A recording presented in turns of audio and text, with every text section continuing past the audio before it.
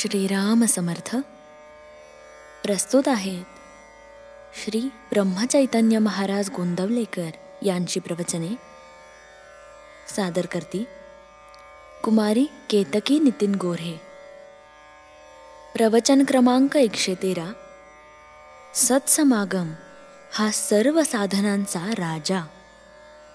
मनुष्य जन्माला येणे, संतांची भेट होणे आणि त्यांना ओळखून त्यांचा सहवास होणे, या तिन्ही गोष्टी फार दुर्घट आहेत.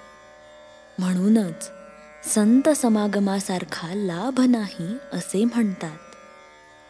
सत्समागम म्हणजे सर्व साधनांचा राजा होय. काही मागण्याची इच्छाच संत नाहीशी करतात. मग मिळवायचे कुठे राहते? संत बनणे व्यावहारिकदृष्ट्या काही सुखाचे नसते. एखाद्या स्नानसंध्याशील आणि सदाचरणी माणसाच्या अंगावर तेज दिसते, कारण देहाला धरून झालेल्या कर्माचे ते तेज असते. पण एखाद्या सत्पुरुषाच्या देहावर बाहेर तसे तेज दिसणार नाही. आत वावरणाऱ्या भगवंताच्या ज्ञानाला योग्य असा सत्पुरुषाचा देह असतो.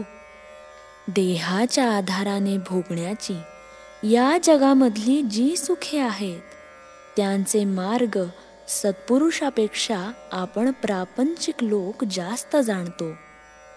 परंतु देहाच्या पलीकडे असणारे आणि कायमचे टिकणारे आणि देहाला विसरून आणि देवाला स्मरून जे मिळवायचे असे भगवंताचे सुख आहे, ते प्राप्त होण्याचा मार्ग समजावून घेण्यासाठी आपण सत्पुरुषाकडे गेले पाहिजे. विषय तृप्तीसाठी जावे आणि निर्विषय होऊन यावे, हा संत संगतीचा परिणाम. असा जो असेल तोच संत नव्हे, प्रत्यक्ष भगवंत होय.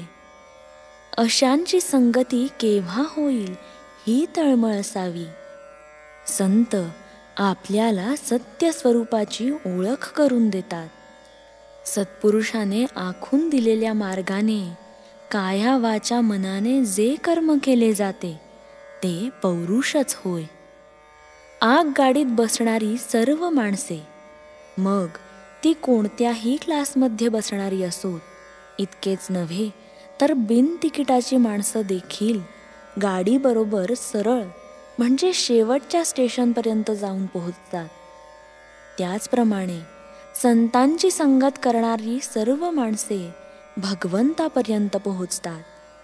त्यांच्यामधली बिनतिकिटाची म्हणजे दुष्ट, पापी, दुराचारी, त्याज्य आणि अयोग्य अशी माणसे सुद्धा तरून जातात.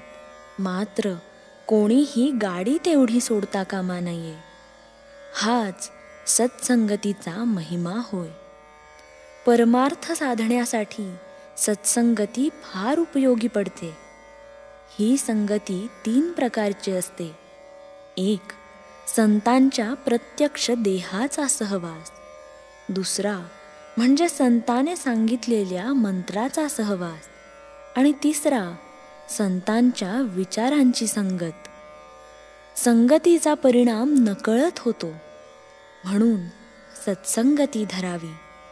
आपण ज्याकरिता जन्माला आलो ते कारण फक्त संतच उमगले, म्हणून त्यांना शरण जावे.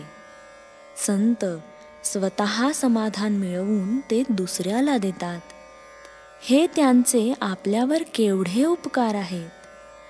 संतांजवळ जे समाधान असते ते आपल्याला लाभते, म्हणजे संतांची प्रचिती आली असे समजावे. श्रीराम समर्थ.